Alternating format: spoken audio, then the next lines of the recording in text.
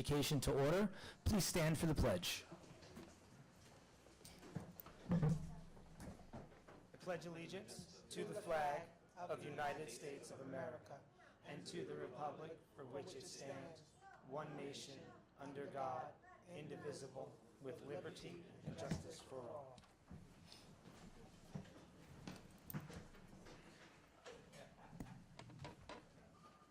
Trustee Patterson. Trustee Miller. Here. Trustee Williams. Here. Trustee McOwen. Present. Trustee Nying. Present. Trustee Jaros. Trustee Jaros will be joining us via video conferencing later on this evening. Trustee Saunders. Here. Trustee Torres. Present. And Trustee White. Present. Quorum is present. Communications from the public? Good evening. Thank you. The Mount Vernon Board of Education recognizes the critical importance of community discourse and involvement in the education of Mount Vernon's children, and accordingly, members of the public are invited to speak at each regularly scheduled board meeting, subject to the terms of board policy. Speakers must register in advance by no later than 4 p.m. on the date of the meeting by contacting the district clerk in person at 165 North Columbus Avenue, by phone at 914-665-5235, or via email at rmccormack@mtvernoncsd.org. The board welcomes all respectful comment, whether praise or criticism. However, identifying and criticizing a specific student, parent, teacher, administrator, or other Mount Vernon education official or employee is strictly prohibited.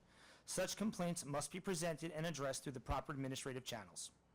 Each speaker is allotted 3 minutes to speak, with up to 1 additional minute to be used for the speaker to summarize and conclude their remarks.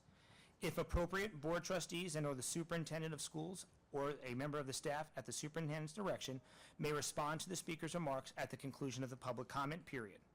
Our first speaker this evening is Clifton Abney.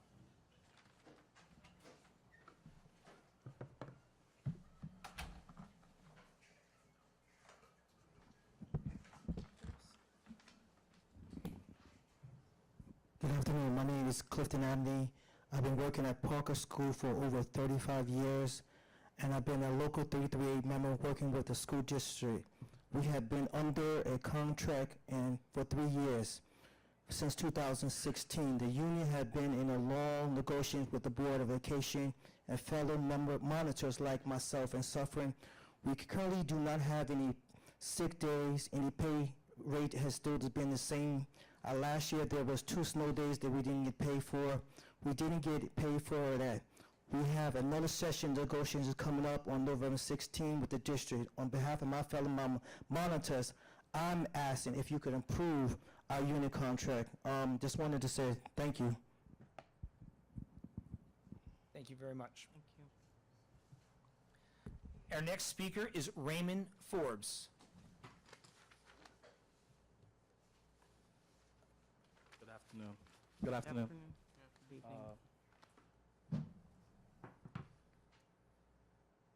My name is Ray Forbes. I'm a union representative with Local 338.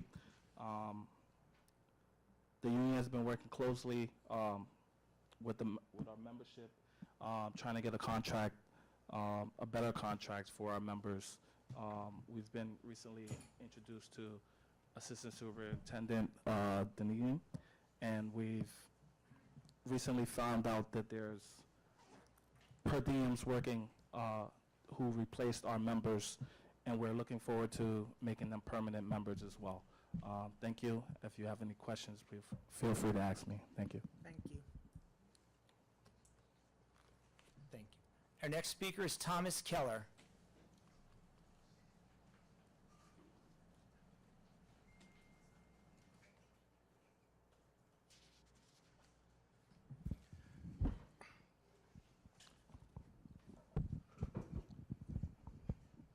Where's Clem when I need him? All right, I'm here to speak on, thank you. I'm here to speak on the renovation of Mandela. I'm on the Budget Committee. Rick Powers has done yeoman work in comparing renovation and expansion of Mandela with adding approximately 12 classrooms to 2 of the other schools. It was more expensive to renovate and expand Mandela. And by the way, There's no parking, no green space. It's ridiculous to put $20 million into this school right on the edge of downtown with no parking, no green space.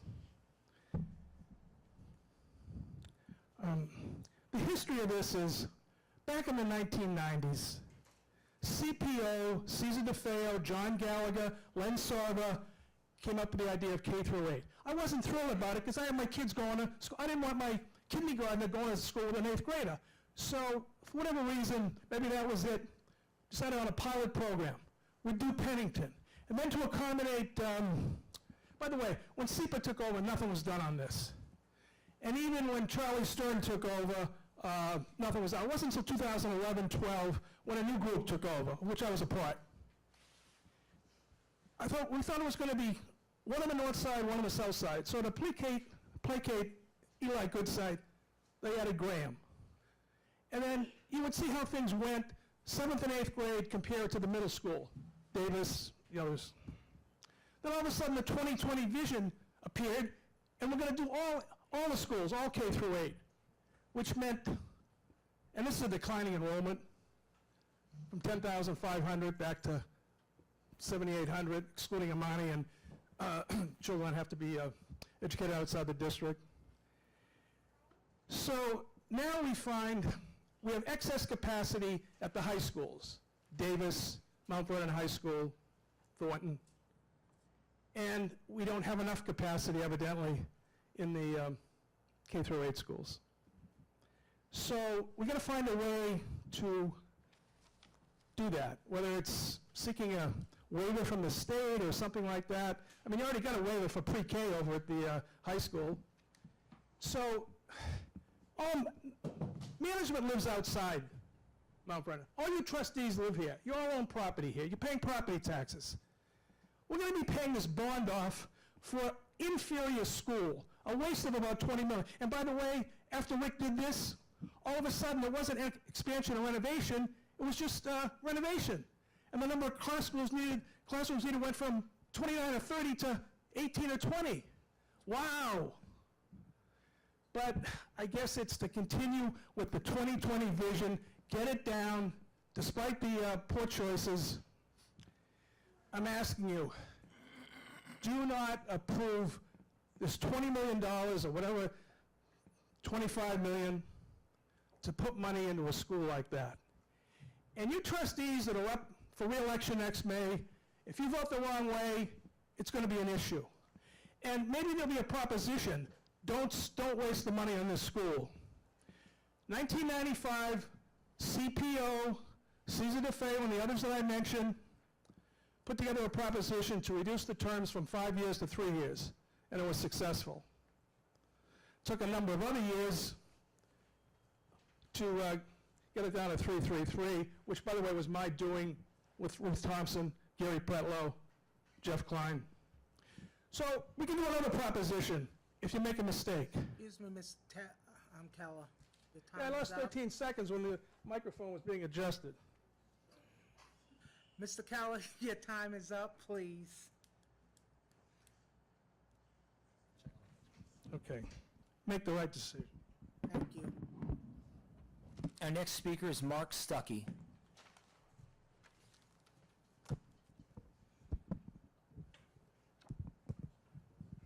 Remember, everyone has 3 minutes and 1 extra minute to speak. You know, the last time I was up here, I felt kind of weird. Talk into your mic, please. So the last time I was up here, I felt kind of weird. It's been a long time since I was here. I know. Usually when I sit on that board where you are now, and when I did do meetings or go to any event, I always said these words, "To God be the glory." We can salute the flag. Why can't we give? And I understand it only took one person to take religion out of school. If you heard what Mr. Keller just said about the school, the old Columbus school, I agree with him. It's going to take a lot of money. Sit back and try to refigure another way of doing it, not as much as you plan on throwing in. But another thing that he said that caught me, he threatened you. your time is up. That's a threat. The North Side wind up coming out and voting in full force a lot of times, every single year. And he mentioned historical people who wind up did having a play on getting the North Side to come out. And the bad part about that his still historical play is still in place. Because if a person can come out and threaten you like that, that's crazy. It is. I came because I have an issue regarding, what's that, Thornton School?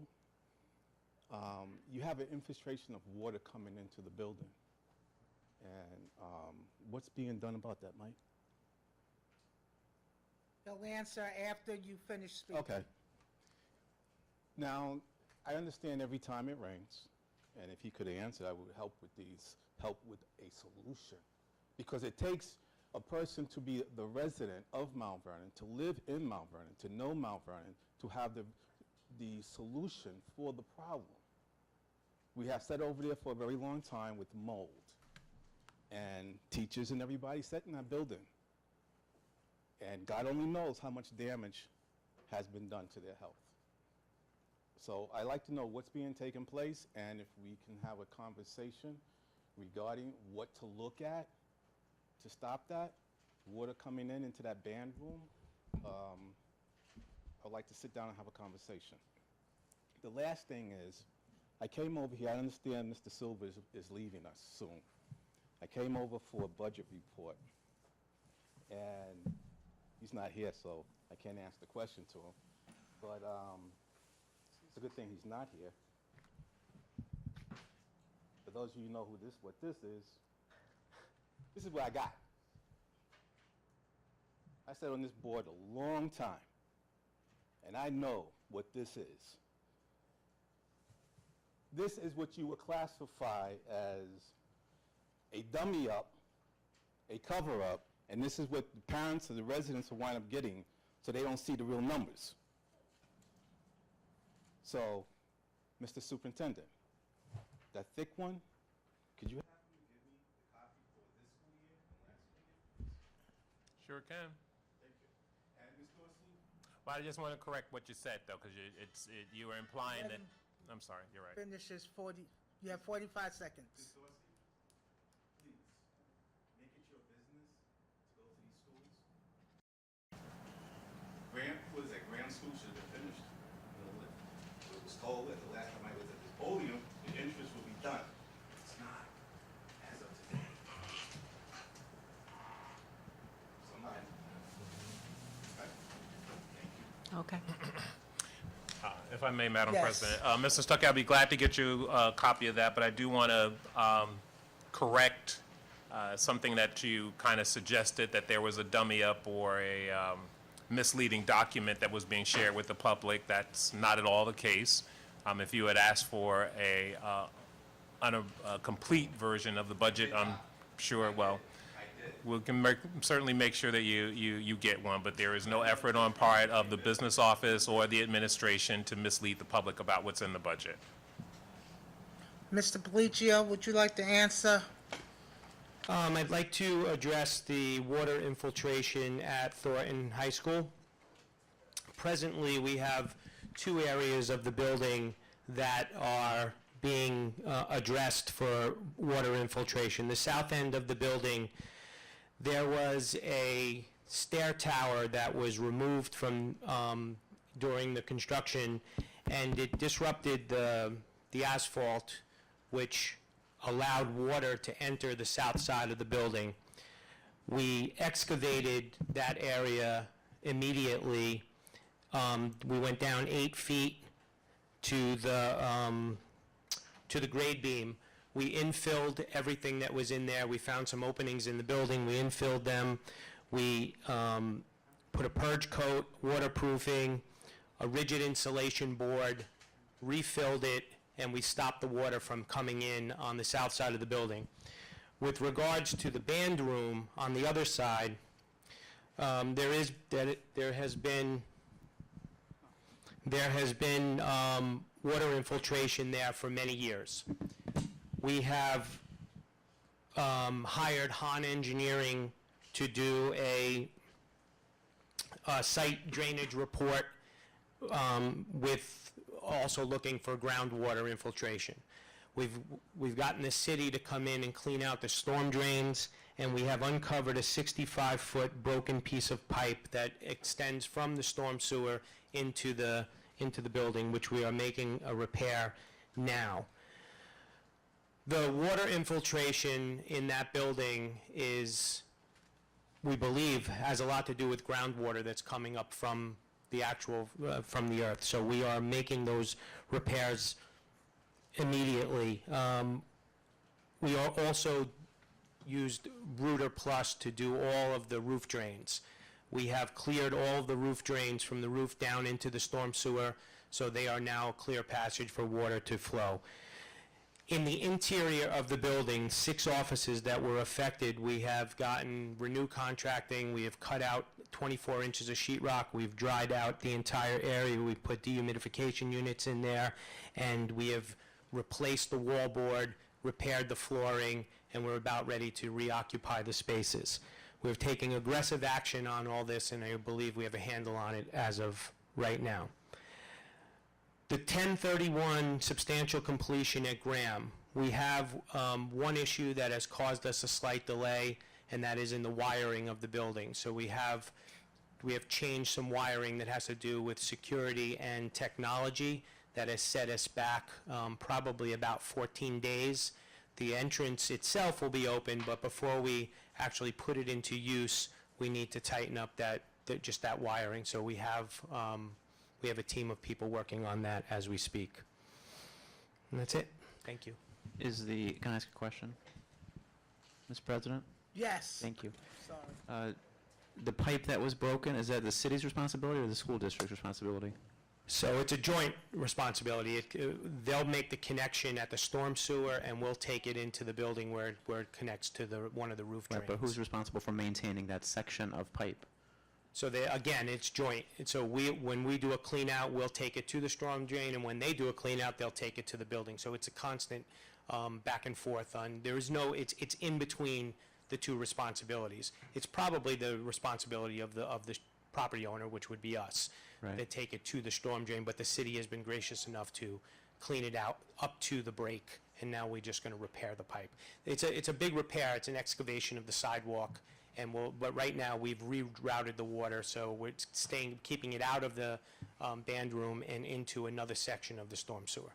Is this, are either of these 2 water events covered by insurance? No. Okay. Any other questions for Mr. Policcio? Any other speakers? That's it for public speaking. I do have one, we've been informed that someone left their lights on, license plate CPD 3330.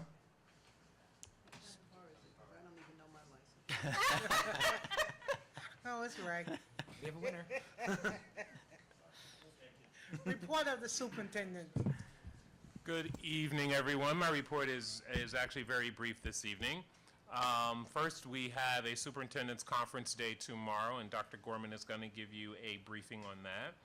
And our district was fortunate enough to be featured on CBS last week on our grant that allows all of our children to be eligible for free lunch and breakfast. And this was actually done as a part of an initiative to work on eliminating lunch shaming that often happens when children are singled out, not maliciously in any way, but often singled out because they qualify for free and reduced lunch. And it's been an issue that has been a national issue that districts have been working to address. So we were successful in being able to acquire a grant that provided the funding for all of our students to be eligible for free lunch. So if you did not get a chance to see that episode, it is up on CBS's website, so you can go up and view that.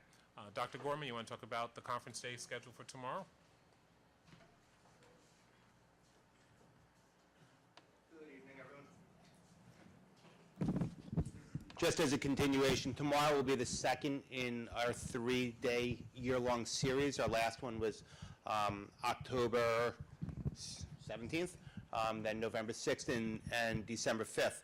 Tomorrow, teachers will report back to their PD setting that they started last month, and what they'll be doing is they'll be looking at their data, and they'll be reflecting on the new strategies that they used in the last month and seeing if it had an impact on the kids. By moving the 3 days close and front-loading it this year, we've given the opportunity for our staff to really collaborate and look at real change in practice. So we're excited tomorrow.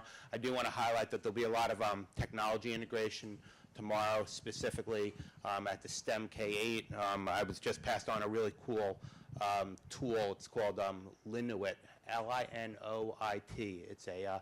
It's a great collaborative sharing app where you post canvases and you post stickies on canvases wherever you are. So it's a collaboration tool.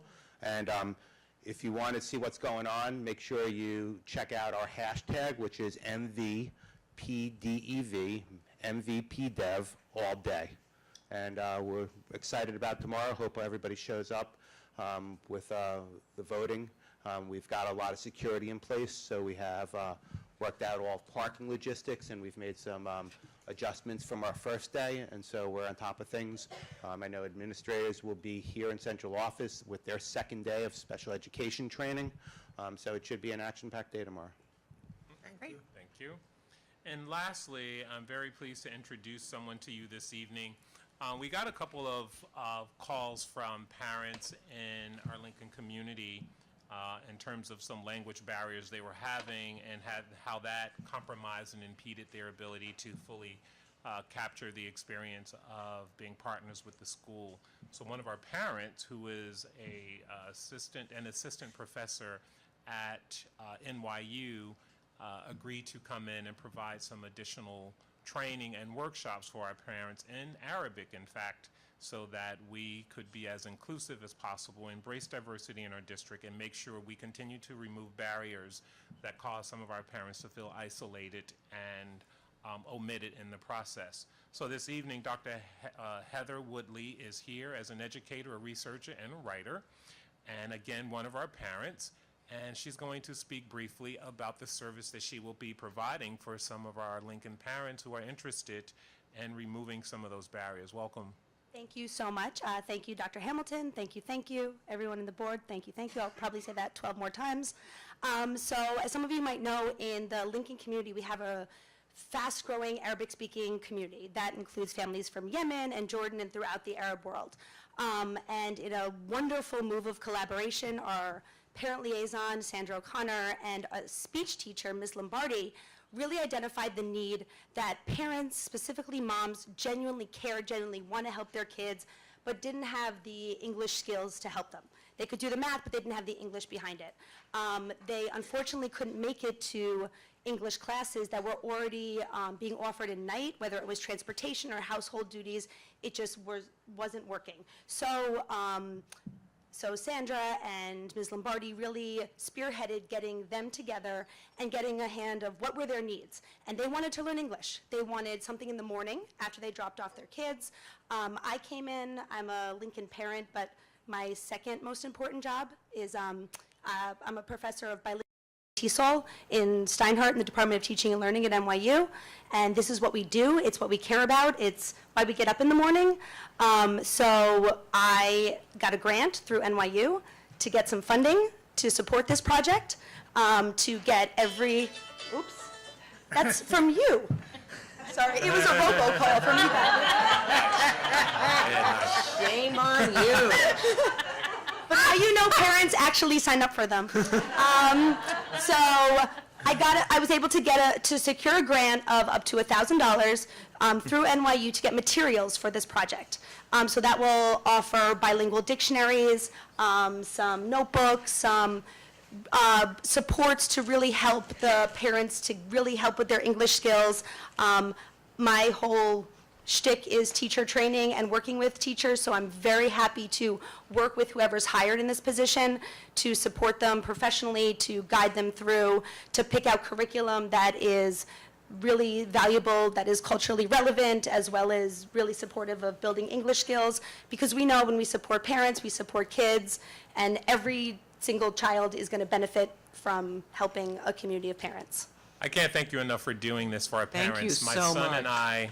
I went to Morocco last year and My heart's discovered what a difficult time it is to be in another country and not be able to read signs. So we actually ended up going to the university and taking a class in Arabic. So I can say a couple of things, like I can find a bathroom and I can help, I can get help.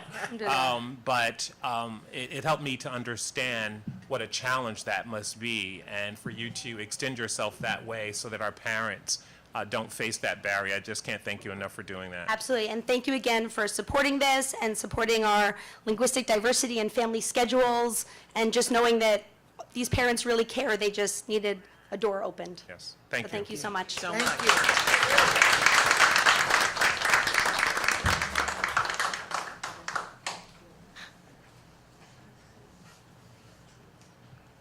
On down, up, on down. And that concludes the superintendent's report.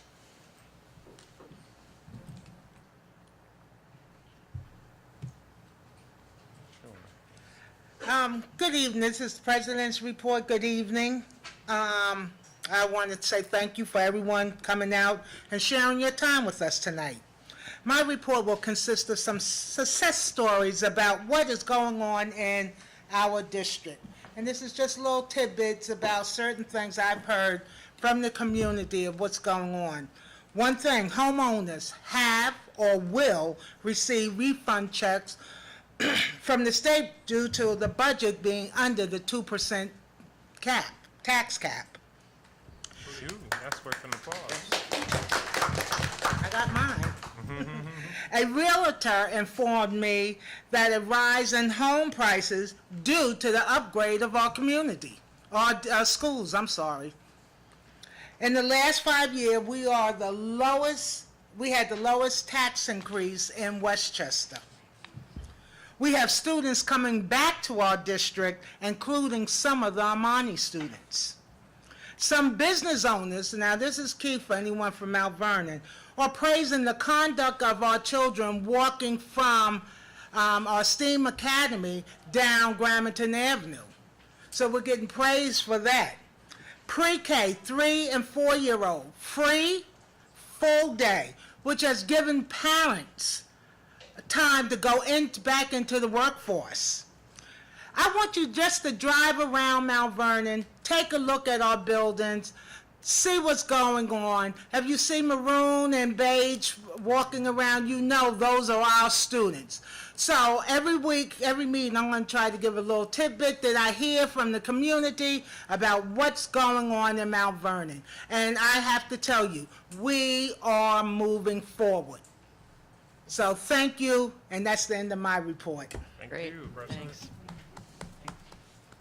Next, oh, I forget, committee reports? Next. Next, I'm gonna start with trustee Patterson. I hope I'm not too loud, because I'm loud. So we actually have not met because of scheduling issues with Ken Silver, but we are meeting the 16th at 8:30 for anyone who'd like to join us. That's the audit committee? Yes, ma'am. Thank you. 8:30. 8:30 in the morning. Ms. Saunders, I know you have a lot today.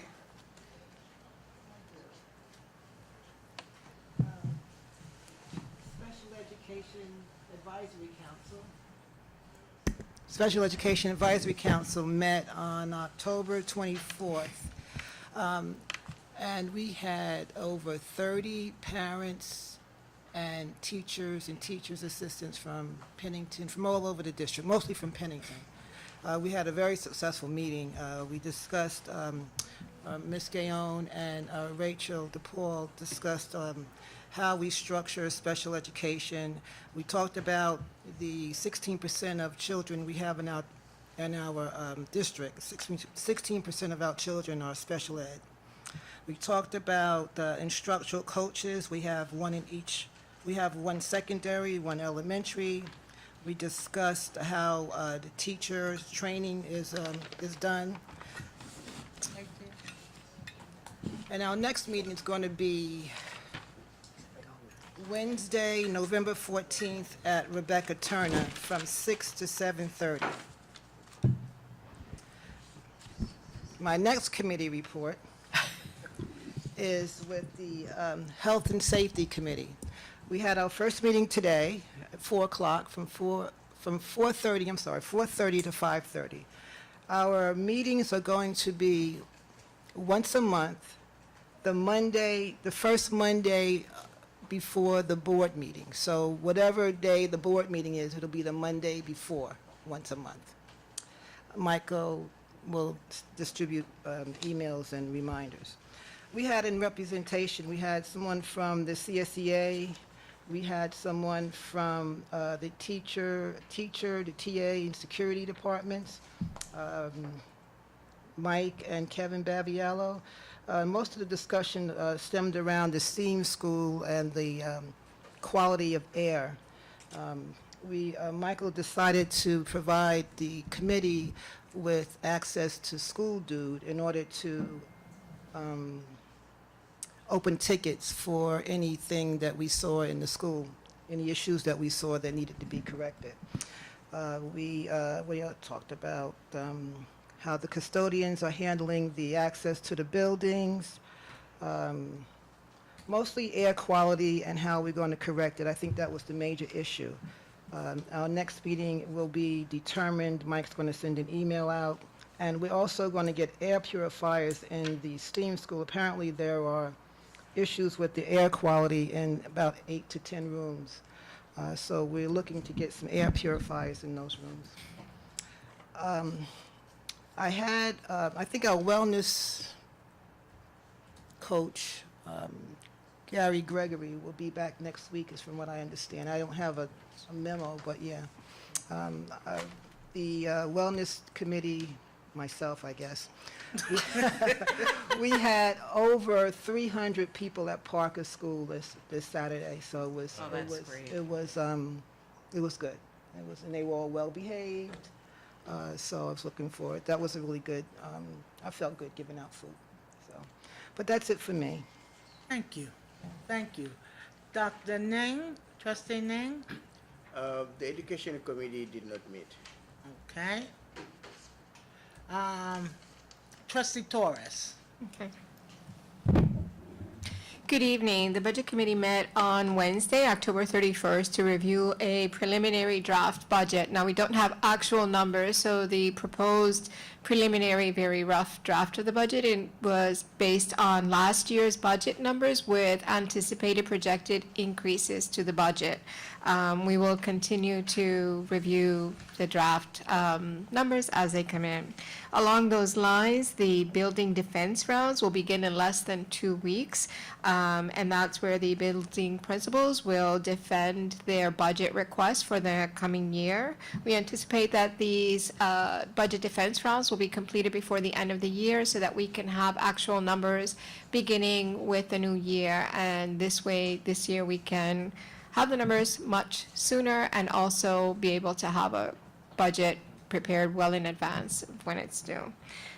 We also discussed some required building repairs. There will be no proposed major capital projects. Most of the money that will be allocated will be for building repairs that are identified in the building condition survey. And we reviewed the enrollment by grade and also anticipated requirements for our bond-related budget expenses. Our next budget committee meeting will be held on, I think it's Wednesday, hold on a second. Yeah, Wednesday, November 14th at 8 a.m. All are welcome to come. And is your report? That ends my report, yeah. Thank you. Trustee Williams? Yes, good evening, everyone. I'd like to start off by saying how much a pleasure it is to be a part of this board. We had a phenomenal time at a convention, and I'll kind of bring you guys in on that. And I haven't stopped thinking about the convention since we got a chance to spend some time and develop, our job here. The convention was fabulous. We had a chance to really just kind of touch on a lot of issues that going on nationally. And, you know, for me, it was my first convention, and I got a deep appreciation for some of these board members. And, you know, we were having lunch at one time, and Trustee Miller mentioned that she's been doing conventions for quite a while, and I realized how I'm the rookie in the room. You know, but it, you know, I took a lot away from the convention, you know, on my way home, and, you know, I got a chance to really gauge where I may have thought I was and where I am, and the work that that goes into this. And you know, I think when we look at it, it looks like, you know, kind of just making easy decisions and doing easy work. And we really have to consider that this is volunteer work. There's not a dime that each one of any of the trustees receive for the work, and it's a lot of time. And as a volunteer of Mount Vernon, you know, I've coached volunteered for many years, about 10, 11 years, and if you just give you a rough estimate of how insane it is, just imagine 6 practices a week for 3 hours a day equals about 24 hours a week. And I don't really know too many people willing to commit 3 work days a week to volunteer work and then commit more volunteer work. So I applaud this group. I'm just extremely enthused about what we're doing. I'm enthused about the conversations that we have that don't necessarily get to the floor, but it's some great, thorough work being done here. And, you know, we can't really convince the whole community as to what's going on because, you know, it's just, you know. But I can assure you that we have an administration that is transparent. We have an administration that is open to answering questions before the board meeting, before the podium, to be clear on facts, you know, rather than coming up with guesswork. And that's just what I know. And so we had a really good time at the NYSBA convention. A lot of information, a lot of conferences going on, and we really hit the ground running. It was so many conferences. We all actually separated and, you know, just kind of getting input on so many different levels. And it was really, really exciting and informative. We could go on as far as what that consisted of, but I'll be here for a while. Also did so November 1st, also want to talk about a follow-up that I did that we've done with the Good Neighbors Association. About a month and a half ago, the Good Neighbors Association invited the board to discuss some issues about emergency response issues and different things. And, you know, we told this neighborhood association that we would be back, you know, with some answers and try to, you know, just get better, just get healthy as a community. And, you know, so we met with SOUP and we had some definitive answers. And on November 1st, I was able to follow up on Thursday, November 1st, I was able to follow up, and it just so happened that they had the fire department there for that meeting, and they were kind of discussing similar emergency response issues. And during that meeting, the fire department was really kicking out some good information as well. And we know that that's pretty important. That's education. And, you know, for me, I'm sitting there and I'm like, wow, how can we get this out on a, you know, on a bigger platform, you know, rather than just, you know, flyers in the book bags and things like that, gets to the children, but it really needs to get to the viewers at home as well. So me and Lieutenant, one of the lieutenants, I'm sorry, I don't remember his name, we discussed a collaboration with the schools and actually using our platforms of public access to have that conversation, and maybe we'll add it to the website or whatever, just to kick crucial points out to the community. So November 5th today, we met with the fire department, the chief of operations, Chief Salahuddin, and they're enthused too. They're happy about, you know, the outreach and the collaboration. So look forward to that. Followed up with Mr. Policio, the Director of Transportation, on an issue that Ms. Shanice Brown had brung to the podium a couple of meetings ago. Shanice Brown is a parent of a son who goes to Rebecca Turner, and she has some issues with the driver, the monitor, just some unclear communication. And Mr. Policio responded immediately. From what I understand, he actually took a trip on the bus. He actually, you know, communicated with the bus company, and things are really clear. So as far as how our parents can communicate with the bus company, you know, as to, you know, where the bus is and different locations, we're a lot clearer on that. And if any parent wants to get that information, they can call the district, and, you know, we do have some clear lines that, so, you know, we're better there as well. The Student Activities Committee met with Dr. Gorman on, I believe it was October 29th, and, you know, we are opening discussions and continuing discussions about student activities and, you know, how to bridge the gap with some of our disengaged students and finding their interest. You know, Mandela is a topic, it's a hot topic, not the, well, the school and the program is a hot topic. And I think from my point of view, we're on track with both hot topics. I think we're making great decisions on both ends. You know, Mandela, just to give it brief, really quick, and I don't want to go on too long, but I'm a indirect product of Mandela. I didn't graduate from Mandela. I didn't go to Mandela. However, two of my sisters graduated from Mandela, and they are living successful, productive lives. And, you know, who knows during that time, if there was no Mandela, where it would be. That was 93. And here we are in 2019, going into 2019, we have a ton of more options. We have pathways for the individuals who just may not be tapped into, you know. So I think we're on the right track with where we're going. STEAM Academy, with the performing arts, with all our vocational studies at Mount Vernon High School. I think the question is, what are you interested in?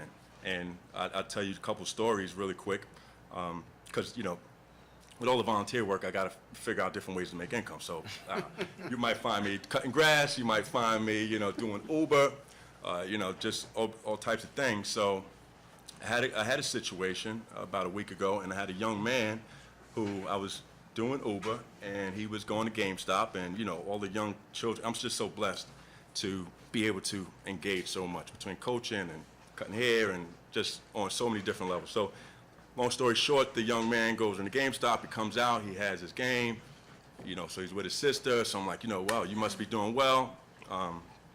And his head went down, and he was like, no, not doing so well. And he was pretty straightforward. 6th grader at Benjamin Turner. And, you know, so we said, you know, well, what's going on? I want to know. You know, how can we help? What's going on? So he went on about certain issues that he's having. And I said, well, listen, I'll take your info and I'll try to, I said, I'm going to need you. If you're doing the right thing, I think we have things in place where we can turn that around. And, you know, so sister goes on and says, well, he has an attitude issue. I said, I do too. You know, we can work through that. And, you know, his head started to rise, right? He's seen some interest there. So before we left, I asked him one simple question. I asked him, what are you interested in? And he looked, and he's like, well, what do you mean? I said, well, I know you're interested in video games because we just came from GameStop. But so I asked him again, I said, if you could do one thing all day, what would it be? And he was a little hesitant, and he, you know, looked up, and he said, I would build Legos. I said, well, you are an aspiring engineer. said, we have a STEAM academy waiting for you. And now I have his full attention, I have his sister's full attention, and that's the pathway. That's his interest. So, you know, rather than kind of writing him off as a bad student and things like that, we have to engage. A lot of our students from Mandela, everyone has interest, and we have all the options in the world to direct them on that pathway. So that's the work that I really am passionate about. This board work turned from an interest to a passion. I remember, you know, quite a while ago, just wasn't in my sights, and I had some really good people to have some conversations with. And now that I'm not, you know, I pulled back from coaching, had to scale coaching down to 0, and I'm going to scale this up to 100. You know, it's just a passion of mine. You know, so it's just a lot of work to be done, and it will be done. So I'll meet with the Student Activities Committee. We'll meet with Brother Muhammad as well, and talk about engaging businesses and contractors that we use in the district for employment, and, you know, just try to connect the dots in those ways. So we talked about the fire department. So, you know, in all, it's the buy-in. It's the buy-in factor. I think what I do here is coach. It's really not too much different. You know, we need a buy-in factor, and it's tough when we don't have that, but I think, you know, we have a majority that are really at least on the borderline of buying in. Politics does play a role, you know, and let me not miss this opportunity to reaffirm that I mentioned it a while ago, and I don't want to waste you guys' time, but as far as city government, months ago, I confirmed that I'm not interested in running for city government. I mean, I just get it in the community. Like I get it, you know, like, and I just want to confirm that I have zero interest at this point, at this particular point, in running for city government. And one of the reasons being that I just know it's just so much to learn here, and it's just so much to do here, and it's a pleasure to be here. And I just don't want it to get confused with anyone to think that, you know, it's a grandstanding, long-winded kind of speech to gain a little bit more popularity. Not my concern. My concern is more results, and making sure, as the chair of the Student Activities Committee, that every child graduates. Right. That's just really what we're going to do. That's what we're going to do here. So it's tough work. That's the committee report. And again, it's a pleasure to be with you guys. And you know, it's just phenomenal. So let's just keep up the good work. Right. I think you are really inspiring, Israel, Trustee Williams. You know, and you hit on something that we raised, I think, at the retreat, which was looking at the athletic department. Sports plays a role in the dreams of a lot of students, you know, dreams to go to college. And I don't believe that we've ever addressed it here as a board, and it's time to look into it. It's time to look at all the teams, what their needs are, what the type of, you know, support we can give them academically and on the field. Yeah, and you know, when I hear that we have a lot of volunteers, I know how volunteering is. You know, it takes time, and people leave their jobs or spend hours, you know, just to help these kids. We're here for the children. Without them, no teachers, nobody has a job here. You know, so we work for them. So, and they have a dream. Some of them, many, have a dream to go to college, and through the sports. So how can we strengthen that? You know, we have a great basketball team, but have we ever looked at the academic success of those students? You know, maybe many are successful. We know of Ben Gordon, you know, and then how can we restructure, you know, to a way that we follow up with them later on when they go to college, and then when they become someone, you know. So whether it's in sports or in the entertainment business. You know, P. Diddy, he's from Mount Vernon, and he just gave $1 million to a charter school in Harlem. Why not in Mount Vernon? You know, we know what Ben Gordon's done. You know, he's a very special person. But we have so many, you know, people from Mount Vernon that, and this is the role of us board members to, you know, put it in the path of Dr. Hamilton and his team. Sure. So we need to look into it. We're going to invite the athletic director to one of our education committee, you know, and we want to talk to them about what are their needs, what type of support, you know, we can give them. How can we help this change? It's a large number of students. Yes. You know, it's a dream for them to go to college, to be drafted by some college, you know, to get a scholarship, you know, and the requirements are tough. Yep. You know, so, but you're really inspiring for what you do, you know, and serve the community. And thank God that we have people like you here on the board. Thank you. So I'm sorry. So I am a direct product of also the basketball program. And just to shoot a couple of numbers with that and just kind of touch on some of your points. You know, so obviously the basketball program is one of the top programs in the nation. Now, that has been accomplished by volunteer work. And, you know, so, you know, and I agree, let's look at the athletic programs and let's, you know, continue the discussion as far as some of the support. Now, the support needs to come from the community. That's where Coach Semino, it started, you know, his work started in the, I would say early 80s, maybe late 70s, if you guys know the term, like St. Ursula, the volunteer work there. Mr. Policio as well with Little League Baseball. You know, we've had so many volunteers in our community that strengthened baseball and really bought into Semino, who actually took over in '95, but he had an army of volunteers with him who just loved what he did. He's a very passionate guy. Me, myself, I'm not sure that I would have gotten the education that I received if it weren't for that basketball. I'm not sure if I would be able to travel the world if it wasn't for that basketball, if I would be able to stay out of trouble. I'm from the worst part of Mount Vernon, and I survived.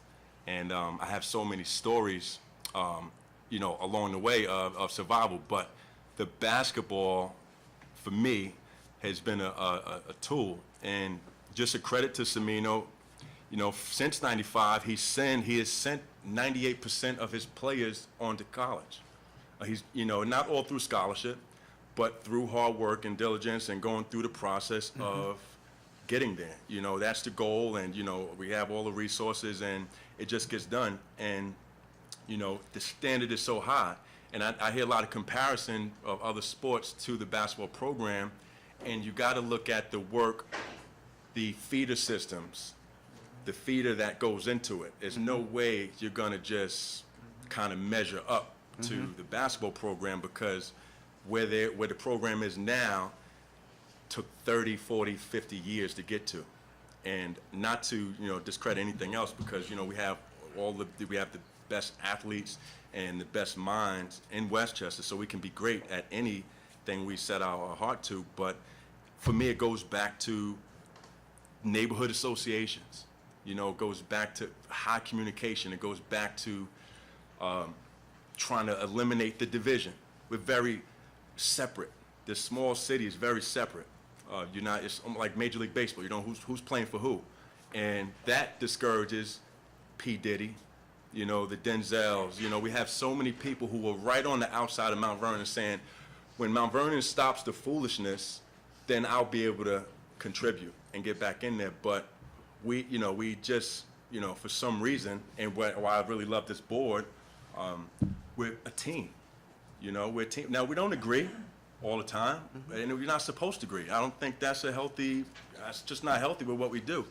But that's why, if you look at the data and you look at how other cities want to come in and see, well, what are you guys doing? Because we can see that the Mount Vernon is on, you know, on the graph. Mount Vernon, I mean, as far as state respect, as far as reaching high performance, we're going in the right direction. The arrow is pointing in the right direction, and that's just not coming from me. You can go look at the facts.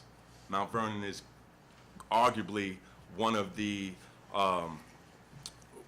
most thriving districts. You know, we have our issues. We have so many changing pieces going on, but we're on we're on an upslant. And adverse to that, we have, the fight for power and all these other things that,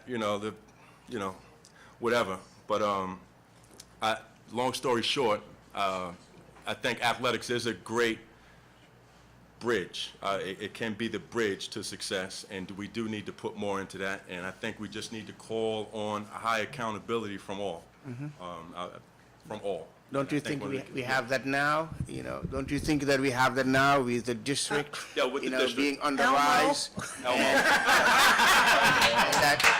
And that we are on the, on time. I think this is a great discussion for us to have. So I do agree. I do agree, Dr. Ning. We do have it with the district now. I'll bring them on Elmo as well. But I'm talking from the community. I'm talking from a community standpoint, and that's my work as well. We represent government and we represent the community. Yes, we And do. we just have to call for a higher accountability of the community to step in. Elmo is a great term. It's something that we learned over the weekend. Yes, we did. At the board retreat, and it stands for engage, let's move on. And we have a good time with that. Enough, let's move on? Okay. And add the restriction of both. My term is engage, yeah. Okay. Thank you. I thank you, Trustee Williams. Oh, my God, okay. I don't stop. About the committee report, about the student activities. Yes. I'm just asking. Trustee. So we met with the Student Activities Committee met with Dr. Gorman, and we're waiting, with some of our work, we're waiting for Gary Gregory to return, and hopefully we can meet again Thursday, the 15th, and discuss further clubs and activities, and, we can, get the work done to get better. Okay, thank you. Thank you. Trustee McOwen. I have lots of things to say, but I'll save them for unfinished business at the end of the meeting. Okay. The NYSBA conference, that's the New York State School Board Association. For those who may not know, every year they have a big conference where every school board member in the state of New York gathers together, along with administrators, school attorneys, and many other people to review updates to law and best practices and attend seminars and workshops and try and get better at this. Yes, it is a volunteer job, but it is a job that we have, an important one, to try and improve what we do. But I wanted to talk just about the first day, which is a legal update, which I and several other board members attended, which is specifically about changes in law over the previous year that affect schools. So we talked about such things as changes in law to New York State sexual harassment requirements. There's a new, as of August of this year, there's a new requirement on school boards to update their sexual harassment policy, which we're working on. Changes to laws about board policies. A really interesting seminar about free speech rights and protest rights and striking the right balance when your high school students, want to do a protest about something, and the role of the board in those kinds of issues. There was a lot of meetings, not just on that day, but on other days, about active shooter protections and policies about districts have on guns and other safety issues. There was a panel discussion on the recent Supreme Court case called Janus, which you may or may not have heard of, and its potential effect on union negotiations and union dues for all unions, not just school districts. But anyway, it was a great conference. It's 8 straight hours of legal updates. It was a little intense even for me. But I think I had 17 different policies to review just from that one day. So that's Great, my report. thank you. Thank you. And Trustee Miller. Okay, briefly, yes, we had a great NYSBA meeting, and I came away with a to-do, with a new passion. And I'm going to be discussing this further I discussed it at lunch with Dr. Hamilton and some of the trustees. I want to discuss it further with Dr. Bennett Conroy, and this is in Hicksville, Long Island, and Buffalo, New York. Schools have started parent resource centers that actually become self-sustaining nonprofits, and I have someone who's already reached out to me from Hicksville who's willing to come up and present to us how they did it, like on a shoestring, in existing space in the schools, and I think it could be just an absolute home run for our district. So that's going to be my new thing I want to focus on. As far as the Cops and Kids Beyond the Badge, I think we pretty much agreed we're going to do it next year, and we'll address that in an upcoming meeting, which I haven't scheduled yet, sorry, a slacker.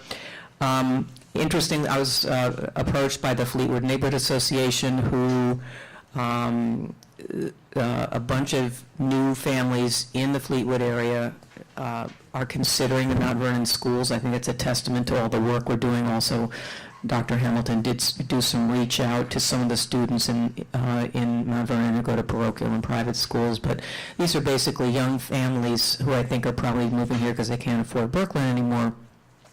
And none of them wants to be the first to send their kid to Mount Vernon schools. So they've all come together and said, we want to do a Q&A because we want to get a group of us who feel comfortable sending our kids to Mount Vernon schools, which is huge. And this is the tide turning, I really think. So we now have Dr. Hamilton's committee either December 4th or 5th, and I'm just waiting for the confirmation of the venue from the Fleetwood Neighborhood Association. But once again, it's prospective parents, so kids who do not have students in schools, so they wouldn't be coming to a PTA meeting necessarily, they wouldn't be coming to a chat and choose. This is a whole new thing, and I think it could be really, really interesting outreach for us in the community. And that's it. A couple of trustees are going with Mr. Policio and visiting 3 schools on Friday morning, which will be wonderful. We're going to try to knock off, all the schools in the next few weeks to get a, beat on, everything that's going on there. And that's all I have to say. Thank you. Thank you.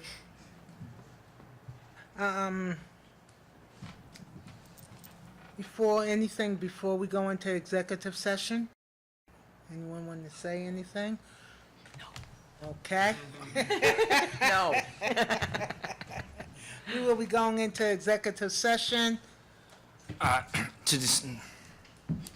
on. I lost myself. To discuss matters leading to the discipline of a person or persons, receive contract advice from the attorneys, and... Motion? Motion. Second? Second. All those in favor? Aye. Yes. Opposed? Abstain? Motion carries. We should be back in about 30 minutes. Thank you. A motion to reconvene to public session. So moved. Trustee Torres, second. Second. Trustee Williams, all those in favor? Aye. Opposed? Abstain? Motion carries. Opportunity for board members to remove an item from the consent agenda. I think 11.5. Is that, I'm confused. Okay. Did it get renumbered? 11.5 was that NYREM change orders 45 and 46 that has been removed from tonight's agenda in its entirety. Not on my list. What about So If you update, did everything, the numbers change? the 'Cause they're net still number show- shifted up 1. So, Fresh. oh, I did refresh, but now 1123 is missing. Well, it's 11:22 should now be 11:22. It's 11:20 now. It's not. Oh, it's 1120 now. 11:20 now. They got There's they still got no executive reordered. content. Oh, I see, you wrote it in here. It's all in the resolution. Okay. Rick, did any descriptions of agenda items other than 1120, formerly known as 1123, change? No. Okay. What was that item that was removed and why? NYREM change order number 45 and 46. What? It was removed from tonight's agenda. I don't, sorry, I'd like to remove 10.6 and 8.12. 10.6, approval to pay stipends for additional extracurricular activities for the 18-19 school year? Correct. And what was the other one, sir? 8.12. Authorization to enter an agreement with Just Inspire to conduct family educational workshops in Microsoft Office Suite and CPR training? Yes, that's correct. And I would beg the board's indulgence so I can reread 1120 and the changes to it before we vote on it.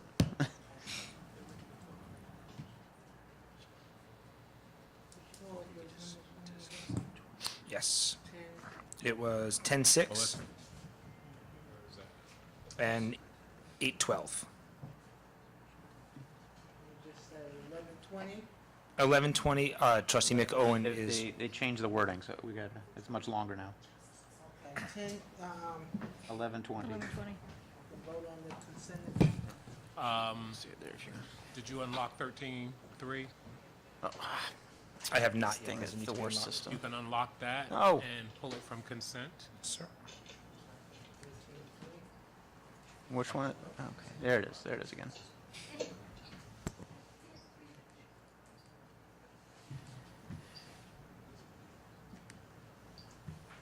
You want it off of consent, sir? Yes, just so they can have some discussion. Got it. You'll facilitate the discussion. Facilitate the discussion. Excuse me.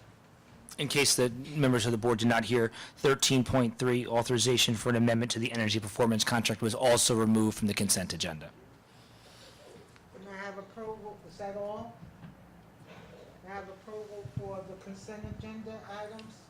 Motion. Motion. You have another one, trustee McDonough? We can just pull 1120. Sorry, we could. You said 11:20 already. Is it pulled already? No, he didn't No, ask it for it to didn't. be He didn't pulled. I didn't want to pull it. I just wanted to read it. Yeah. Oh,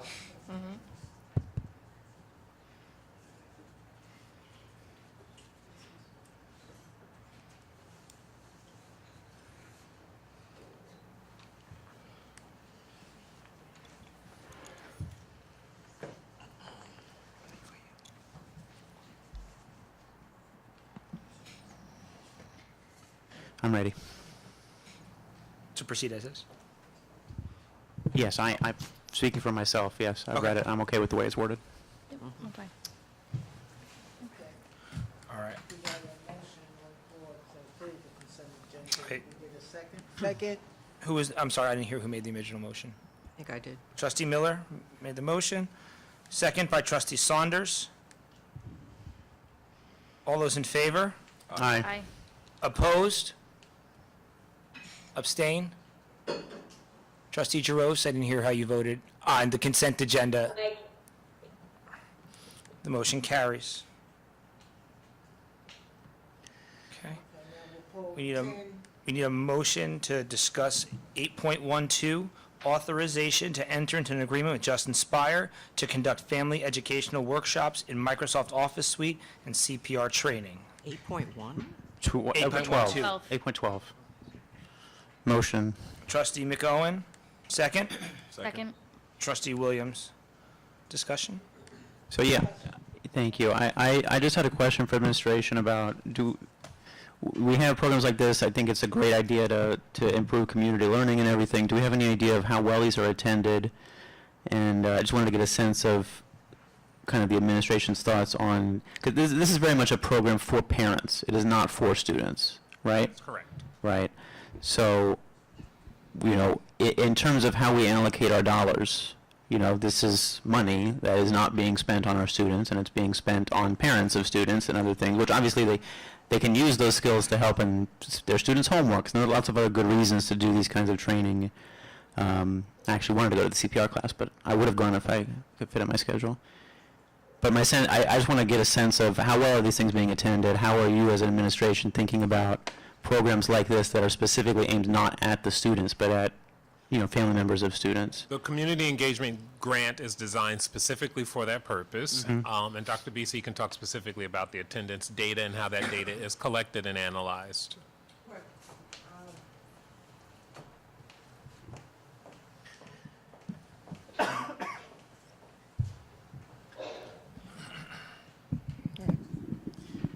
Good evening, everyone. Evening. Good evening, Dr. As, to piggyback on what the superintendent said, that grant was specifically designed for that. As a matter of fact, let's talk about the CPR. The CPR, we're going to have 2 classes, and it is so packed that we have to be thinking of a 3rd and a 4th for the district. It's not only the parents, but it's also staff, because some of our teachers here go into that program. The Microsoft is also packed. And we have, the first night, we have like 65 parents who came out. We never even have enough laptops. And this is some of the things that I would ask the Board of Trustees to do. I'll send you the dates, that you come out and be part of this with the community. Because take, for example, the math night, we have, 95 parents came out to, It's fantastic. to Cecil Parker.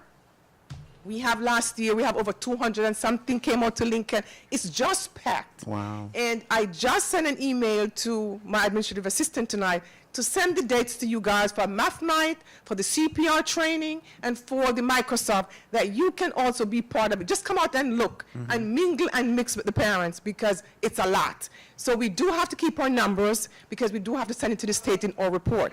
And if something is not functioning, I personally collapse it, but I can't collapse this because they want more and more and more in the community. So if you want data, you can call on me anytime. I'll give you the data. So how can we leverage that kind of attendance and get 65 and 90 parents to show up to PTA meetings? That's the question, right? Because that's fantastic turnout. That's fantastic. But these are the things that we have to do when we have PTA meetings. Yeah. You just can't have PTA meetings for the sake of PTA meetings. You have to have PTA meetings with something, design around something for them to come, Yeah. to attract them.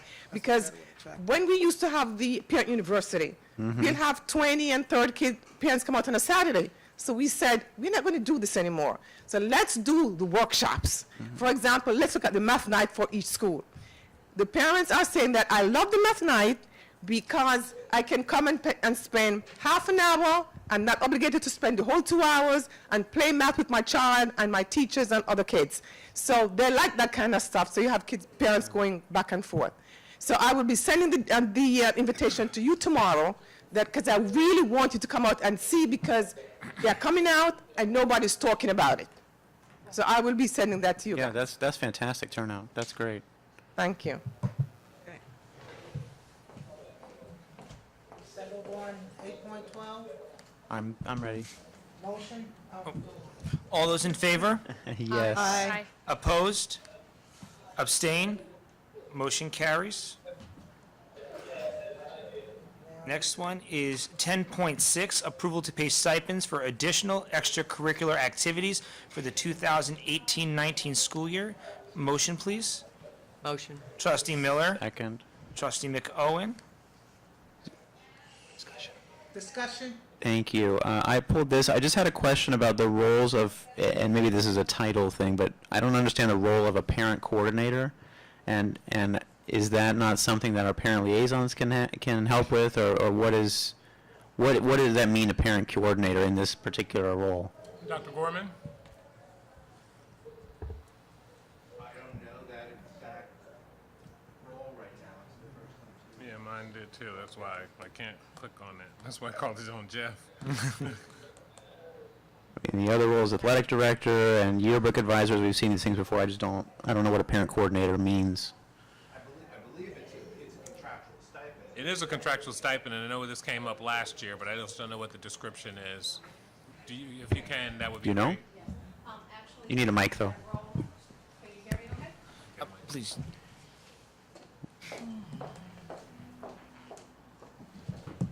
That role has always been in the contract. It's just that the only school, the high school that was utilizing that role last year was Thornton. Since Ms. Bradley was the principal of Thornton last year, she carried forward with that title in her new school at the STEAM Academy for this year. So we anticipate that we will probably get a recommendation for Thornton as well. But that parent coordinator was a role that was in existence before the parent liaisons were hired. So they are also doing similar outreach, but I think it's more about the academics and addressing the academic needs versus the role that the parent liaisons are fulfilling. I can get you more information if you'd like more information, but I remember seeing it last year at Thornton. Okay. I mean, I would speak for myself. It's not a huge amount of money, but it sounds to me like this is something that should be looked at. Like, why are we paying two people to do this if there's really overlap here? We can get you more information on how they're differentiated. Right. And it would need to be it's negotiated in their contract, so we would have to negotiate it out. Or just not fill it, because we do have the manager. But that's what I mean. I think the question is, do we have that position at all anymore, or not? But just, right. Yep. That specific, that supplementary role that some people take on, right?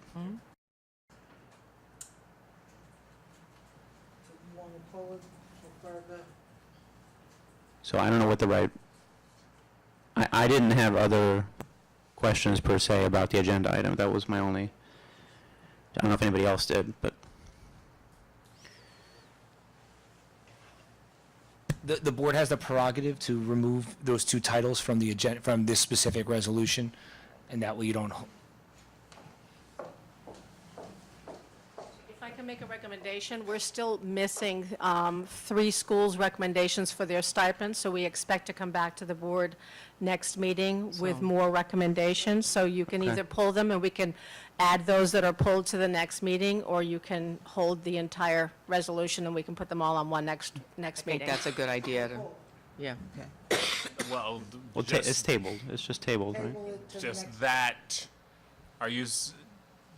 we need to be clear, the entire resolution or just that particular stipend? Parent coordinators. Right. If I understand your question is about that specific advisor, not, or that particular advisory position, not the other stipends that are listed. My question is only about that. Correct. That Right. particular role. So I personally would be willing to go forward with a vote on the rest of the positions, just not those. So you need a motion to modify that?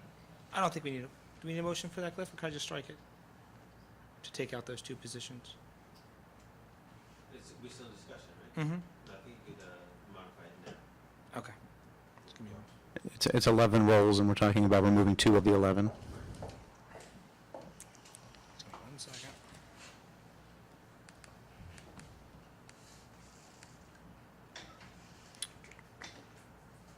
Strike through. But the question is, they have to, the board does have to vote to the amendment, and then they vote on the resolution. Okay. As amended.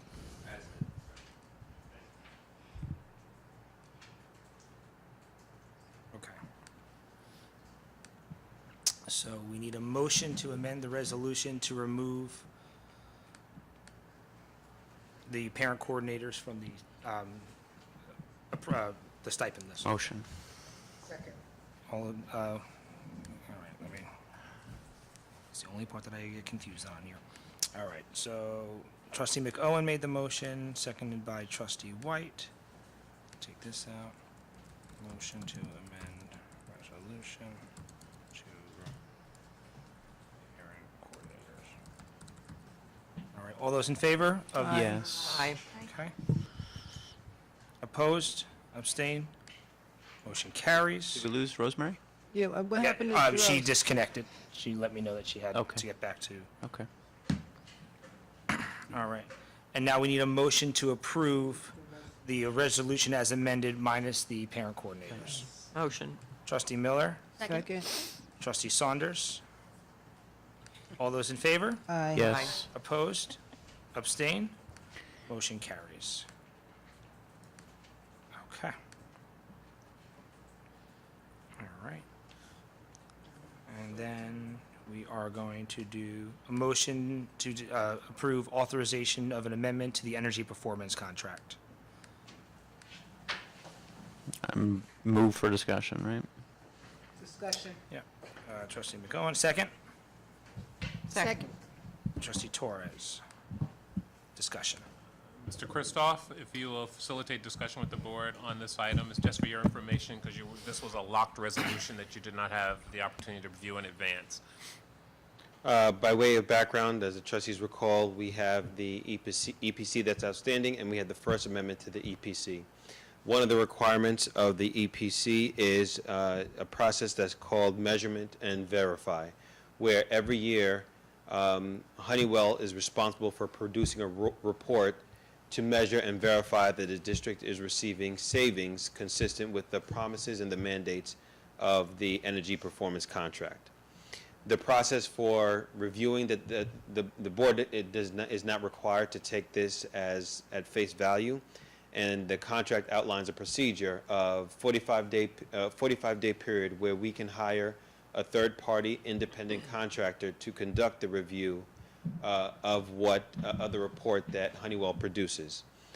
The resolution that you're approving essentially is to extend that time period.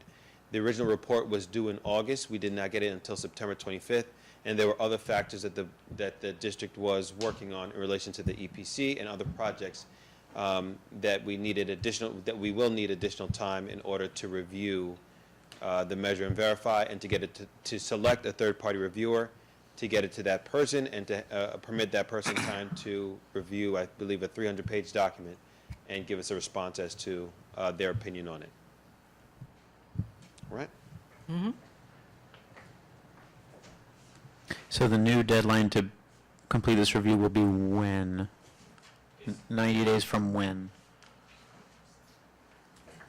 90 days from September 25th. Did we calculate? No, we didn't calculate that day. It was, we did not count when it 45 was- days is Friday, this coming Friday. Right. Doesn't this, The 9th. doesn't this amendment need to be backdated? Effective as of September? No, No? it's moving on from that point on. Correct. Mm-hmm. So, as Sorry, long as it's we not- amend it before the due date, we I don't understand. need to I understand. backdate it. Right, I understand. Okay. Okay. All right. All right. All those in favor? Wait. No, you already did. Any? Okay. Right. All those in favor? of Aye. Aye. Opposed? Abstain? Motion carries. And finally, there was one resolution that was just added. This is as a result of the action that the board took in executive session. Right. And it reads as follows: It is hereby resolved that the Board of Education, the Mount Vernon City School District, hereby finds that there exists probable cause to bring a disciplinary proceeding against the tenured employee number 431, described in the annexed statement of charges dated November 5th, 2018, upon the charges set forth therein, and be it further resolved that the penalty which will be imposed by the board if said employee does not request a hearing, or that will be sought by the board if the tenured employee is found guilty of the charges after a hearing, is that of termination of services. And be it further resolved that the tenured employee is hereby suspended effective immediately with pay and benefits during the pendency of the proceedings, and may be reassigned from his or her duties by the superintendent of schools. Motion? Motion. Trustee Second. McOwen? Second. Trustee Saunders? All those in favor? Aye. Opposed? Abstain? Motion carries. That's it for me. Unfinished business? I have a few things. I don't know if anybody else does. Do we have any further update on the pool? We mentioned a couple of meetings ago that we were going to look into, Lifeguards. lifeguards, yes. Yes. Any update on that? Denise, the HR gave me an update today. There were 3 candidates, only one of which was appropriately certified. So we're casting a bigger net. That's really the only holdup, is getting getting lifeguards. The board approved the PE teacher. So we have the PE teacher who will be taking half the class to swim lessons while they are in the other half of their class. So when students have the 8 weeks of volleyball, the other half of the class will have 8 weeks of swim lessons. Mhm. And we've hired their teacher to be able to do that. We now just have to have a lifeguard to be able to do that. So once we get that lifeguard on, we'll be able to do that and add the family swim and open swim sessions to the schedule. So we anticipate that should happen, if all goes well, by the next board meeting. Oh, really? Okay. Yes. Well, that'll happen, but they actually be open to families and stuff, when, in the spring sometime? No. It'll be Oh, open. by next meeting? Yep. That's fantastic. Lifeguards What's the long-term solution to the shortage of lifeguards? Is it to train our own lifeguards, right, I assume? Exactly. Right. Exactly. And what's the plan to implement that? As soon as we get the program up and running, there will be CPR courses and lifeguard training courses that will be offered by credentialed folks who can then certify. Right. This is when we can hire our own students to be able to do that. Yeah. Okay.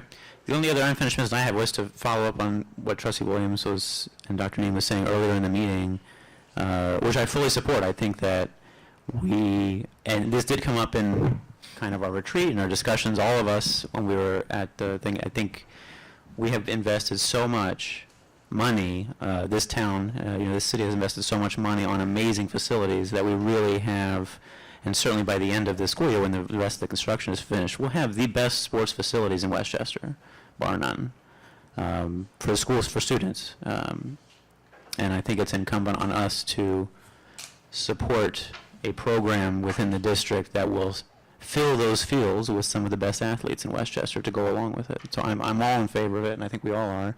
And Israel's exactly right that it's a partnership with the community. It can't just be that we the district decide to have a great sports program. It has to all parents and community and younger children, non-school sports programs. Like, I know we have a history, and I happen to personally know I have a 6-year-old who plays soccer, and I think there's 4 different soccer programs in the city. It's so much infighting and competition, not within the school district, but just within the community of different sports options, and if there could be some coordination and real training to back up and supplement, we will never, ever have, kids getting scholarships to college unless they have an exceptional high school program, and we'll never have an exceptional high school program unless we have real solid athletes in middle school feeding into it, right? You have to start, you can't start when they're 12, 13 years old being athletes. That's not how it works. So it really is a comprehensive thing. I know we have a new athletic director, and the wheels are in motion, but it takes, as you said, it takes many, many, many, many years. Director of Phys Ed, not new athletic director. Sorry, yes, a phys ed, sorry, new phys ed, the top position. But anyway, that's all I have to say. I agree with everything, and we've done a lot of facilities things in addition to lots of educational things, but it seems like that hasn't been the phys ed and sports component hasn't been a huge focus of ours over the last few years since I've been on, and I think there's a lot of buy-in now from all of us to really to push for it. That's all I have to say. Great. I was L mode, so I won't say anything. You can speak, Dr. Neem. But that L mode was not, I don't think we ever agreed on, voted on it. No, that's okay. So especially the academic the academic side, to what extent, are these athletes successful and getting to college? So all of that needs follow-up studies, and so on. So we have to support them. We have to support getting them the right equipment. I don't know about the volunteers, what we can do. Do we need to hire more people, some of them partially, part-time? But it's all it's a business. When you watch an NFL game, all those people, that surround an NFL game, 55 players and all kind of coaches. It's a business, billion-dollar business, and students can dream to be part of that, and they have the right to dream. So why not give them the necessary support, academically, and yeah. So, and then you mention those former Mount Vernonites who are very successful in the entertainment business, and who still have that perception about Mount Vernon that is not past perception. At least they should come back and look at the schools. What's been done the past 5-6 years?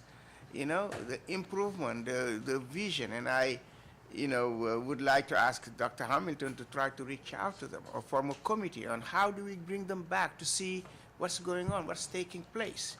We are building this city from the ground. Once the schools are built, and put on the right track, the city is next. I think we're closer. We have, social media brings us a lot closer. Yeah. So I think a lot of lot of individuals, people are taking notice. You know, it's just the proof is in the pudding. So I think we're bridging the gap. We're getting closer. We just have to continue with the work. When will we have, Dr. Hamilton, when will we be able to look at our first class through Naviance in terms of college completion? I actually think this may be the year. I'll double Yeah. check. I think we're 4 years out. Because we do have a tool, yeah. I think it's 3, yeah, we it may may need be one more. 3, it may But be 3. we have a tool in place, it's just, it hasn't been in place long enough to track the full Right. cohort. It would track two-year colleges, I guess. But, you know, we do have that opportunity, then we can look at college success and cross-tab that with athletics.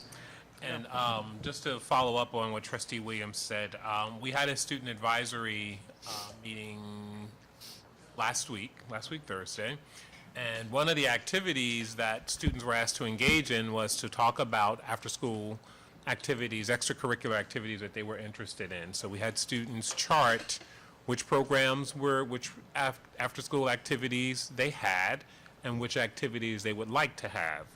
And Dr. Gorman, as the facilitator for that committee, is tabulating that, and we will now cross-reference what we offer, where it's being offered, and what students would like to see, and that will be the sounding board for us to look at how we will roll out implementing the various extracurricular activities, sports and other extracurricular programs that are generated from student needs.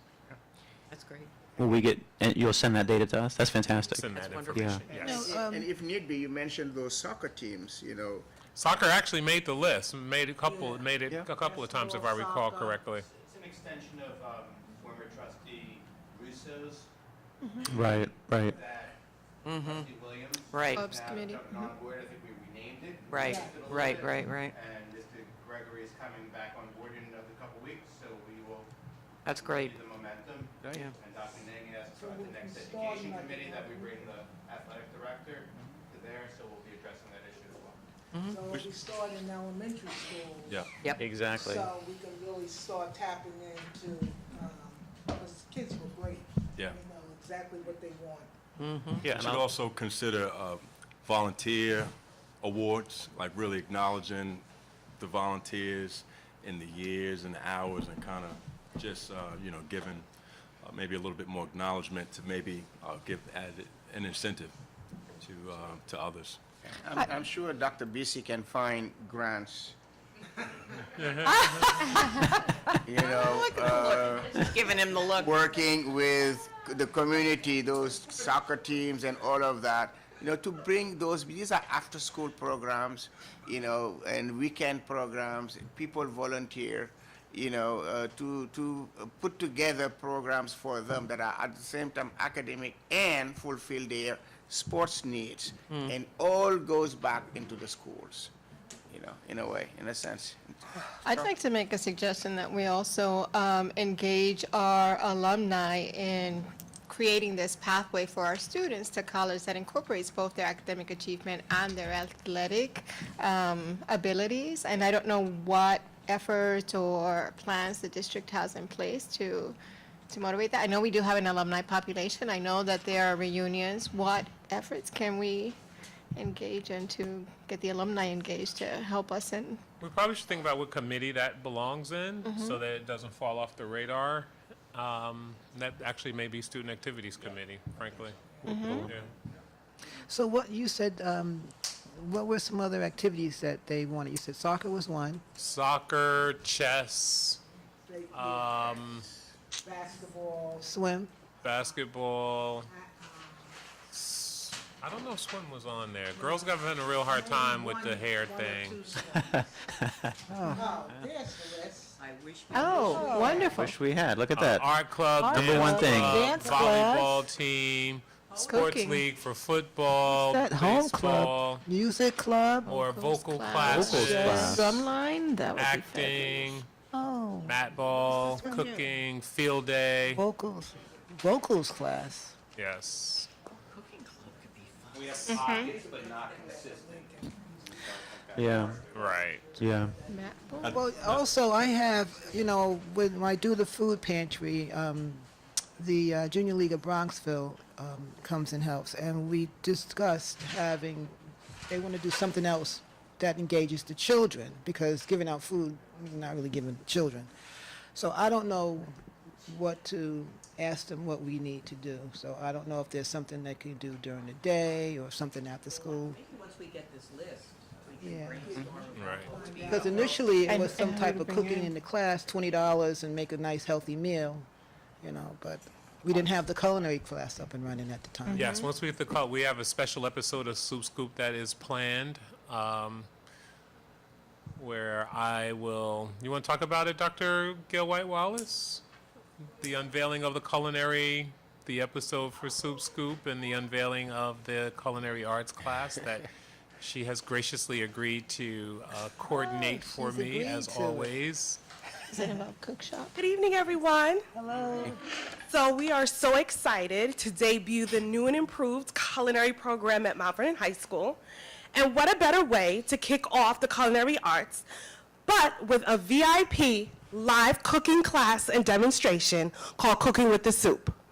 So Dr. Hamilton will have a special white table where he's going to prepare live some of his most famous dishes, one of them being pecan crusted catfish. We are going to tape this live and also air it on Channel 6. It will also be a fundraiser. His sous chefs will be students who are enrolling in the program. You will get as a gift a embroidered apron and copies of his special recipes that he will present that night. And maybe the kids can make a cookbook too, once Yep, they. sure can. Be nice. And possibilities are. So will they have tasters? Oh. You have to Guys, pay my the guinea taster. pig. Trustees. I think that'll be Dr. Gorman. Everybody who attends and gets a ticket, it's gonna be sort of like the Rachel Ray show and the Chew. So if you're at the special table, you will have a tasting of each of the 4 courses. So we will have a salad course, we will have an appetizer, a main course, and a famous dessert of his that I will not spoil a surprise, but it's gonna be amazing. We don't know yet. Maybe somebody at the table up there. Okay. But do you have a date? And we're waiting on the completion on the kitchen. Yeah. Okay.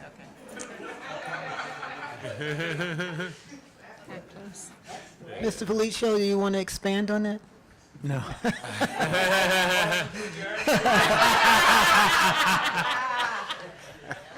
Okay. But that is this year, I assume. I don't No? actually know. It's No?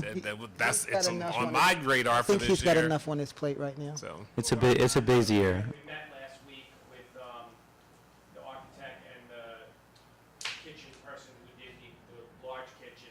So we're putting a plan in place to renovate the culinary kitchen, which will include a new hood system, new appliances, electric, flooring, and lighting. So we're hoping to get it at least started this school year, completed sometime, hopefully before the next school year. But that's the culinary. We already did redo the main cooking kitchen at the high school for the cafeteria. You're talking about, right, the teaching kitchen, which is different. Understood. So the scoops thing could be done in the main kitchen, sure. Yeah. Anytime. Yeah. Today. Get the focus on tonight. you. Go ahead. New business? I do have one thought, You just a have two thought. new businesses up here, don't you? We do? No, no. it's- No, one's the Um, category one. Just, the NISBA conference was great, and we had lots of great seminars and lots of great thoughts, and some of it is just kind of nice thoughts, and some of it is very concrete. One thing that's been stuck with me in one of the seminars was just the concept of, I'm trying to look at my notes here, of how there's so many systems in the school administration, discipline, software to follow, suspensions, and instances of acting out, and just the thought was that one district was giving an example of they're trying to turn that on its head, right, and do the same kind of tracking but positively. Like how do peers nominate people? How do peers point out when a student does something exceptional?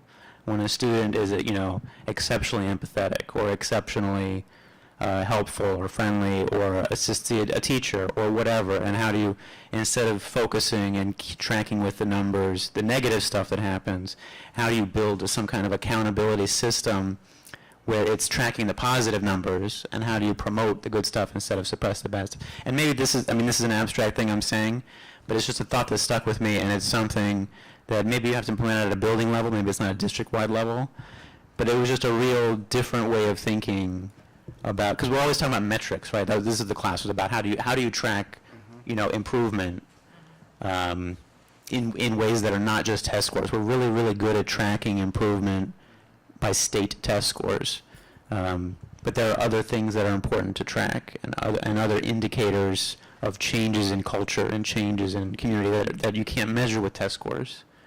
Well, we actually do have a model in place in our district, and that is Rebecca Turner through the implementation of PBIS, which is now being rolled out in all of our elementary schools.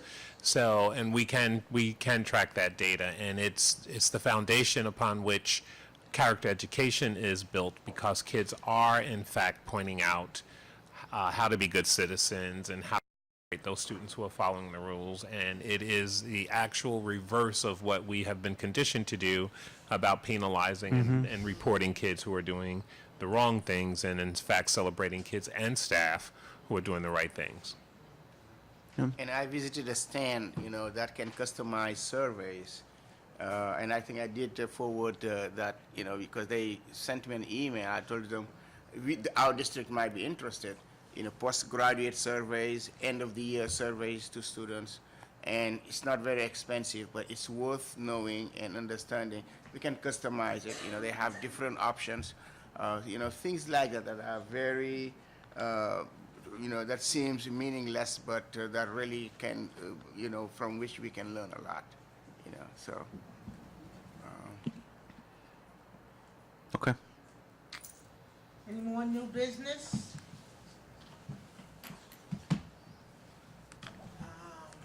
Motion, meeting to adjourn?